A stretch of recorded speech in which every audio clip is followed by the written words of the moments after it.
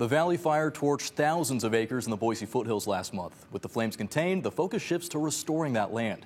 Our Audrielle Tackett spoke with Idaho Fish and Game to find out what that recovery process looks like. Boise dwellers are eager to get back into the Boise foothills that the Valley Fire burned. But the area is still closed as restoration of the land is a work in progress. One of the agencies working on restoring the land is Idaho Fish and Game, that says it's already planning for aerial seeding this upcoming winter. It's a long road of recovery ahead for areas burned by the Valley Fire. We're expecting at least 5 years of rehab efforts on this fire. Fish and Game says seed planting is a main method for rehabilitating the land.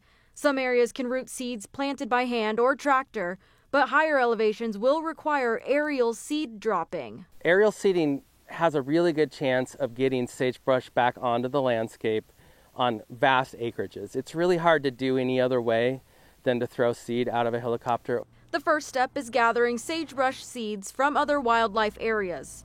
Seeds are ideally collected between the months of November and December. Sagebrush flowers in the fall and the seeds ripen as it gets cold.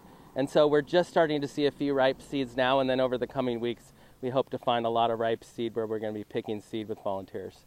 After seeds are gathered, they are taken to Lucky Peak Nursery to be cleaned and dried. They're working with us to try to speed up the process for this fire, and so we'll be getting seed from them as soon as possible, most likely in January.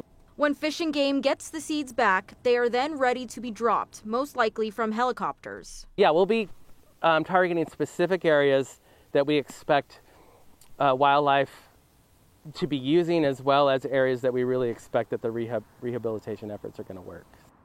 This year, Idaho Fish and Game wants to cover at least 2,000 acres that they own with aerial seed dropping.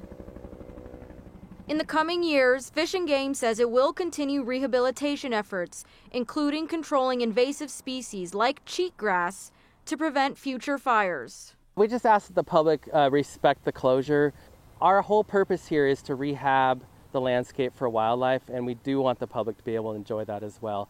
And sometimes it just takes a little bit of time. Idaho Fish and Game says it will begin aerial herbicide application sometime next week in the burned areas. This will ensure that the ground is clear for aerial sagebrush seeding when the time comes in the upcoming months. From Boise, Audrielle Tackett, Idaho's News Channel 7.